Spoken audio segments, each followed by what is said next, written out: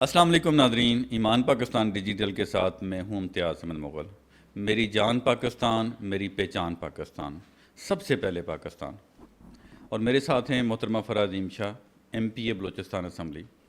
فرح صاحبہ الحمدللہ پاکستان انٹرنیشنلی بہت اچھا پرفارم کر رہا ہے، لیکن ہم اپنے گھر کی کچھ خامیوں کو اگر نظر انداز کریں گے تو انٹرنیشنلی اس کا برا امپیکٹ ہوگا۔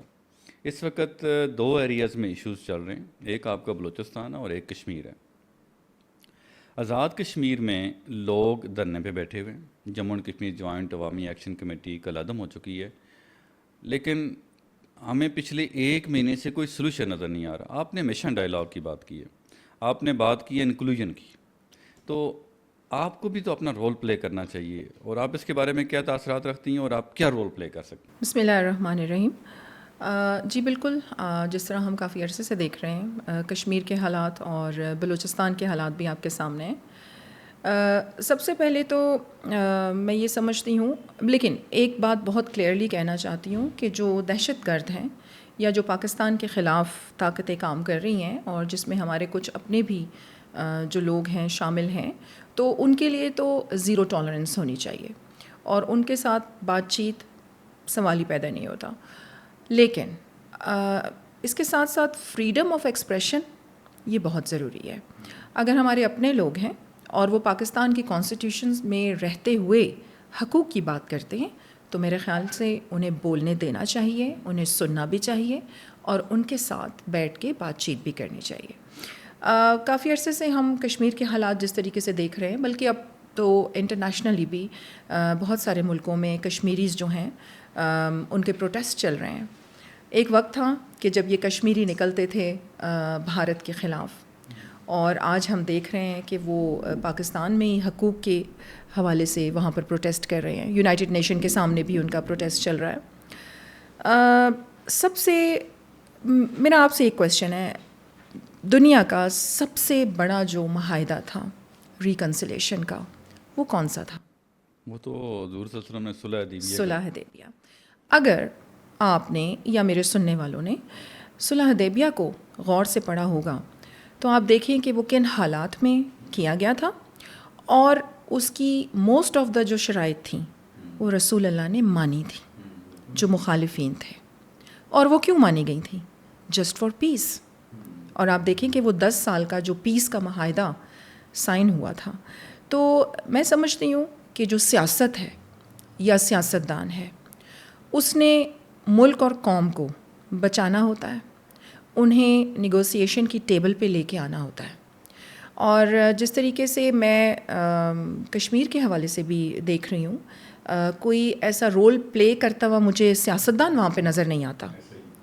تو اگر اور اچھا، کافی دنوں سے ہم دیکھ رہے ہیں کہ millions of people they are like sitting on the road, اور اسپیشلی اس میں عورتیں اور بچے بھی شامل ہیں۔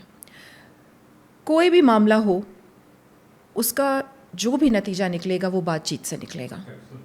اور جس طرح آپ نے انٹرو میں ہی اپنے کہا کہ بہت اچھے طریقے سے پاکستان نے ایک میڈیٹر کا رول پلے کیا، اور جب ہم یو ایس کو اور ایران کو بات چیت کی ٹیبل پہ لا سکتے ہیں تو اس پہ تو پھر میں سمجھتی ہوں کہ ہمارے جو اندرونی ایشوز ہیں اسے بھی سالو کیا جا سکتا۔ آپ درست فرما رہی ہیں، لیکن ابھی مسئلہ یہ ہے کہ دونوں پارٹیز جو ہے نا وہ اپنی اپنی بات پہ جو ہے نا وہ ڈٹی ہوئی ہیں۔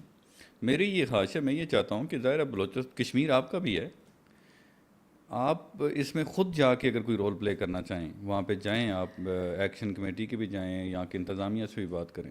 جی بالکل، دیکھیں بلوچستان کے حالات بھی آپ کے سامنے ہیں، تو وہاں بھی میری تو کوشش ہوتی ہے کہ ہم ایسے گروپس کے ساتھ بات چیت کریں یا ہم انہیں ویلکم کریں کہ وہ آئیں اور نیگوسیشن کریں۔ اسی طریقے سے بالکل اگر آپ سمجھتے ہیں کہ ویسے بھی میری عوام، یہ تو ابھی آپ کہہ رہے ہیں اس پروگرام میں، مجھے بہت سارے لوگوں نے یہ بات کی ہے، میرے اپنے بلوچستان کے لوگوں نے مجھ سے یہ کہا ہے کہ میڈم آپ کو کشمیر جانا چاہیے، اور یہ بات چیت کا جو ایک آپ کو ذریعہ بننا چاہیے، یا جو بھی وہاں پر جو ایک سیاستدان کا کردار ہوتا ہے۔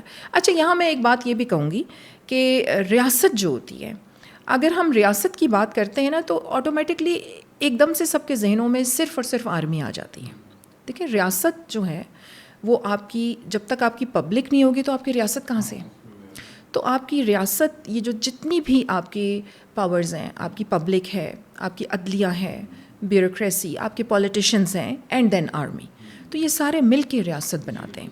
اور ریاست نے ہمیشہ ماں جیسے ہونے کا ثبوت دیا ہے، اور میں سمجھتی ہوں کہ آگے بھی.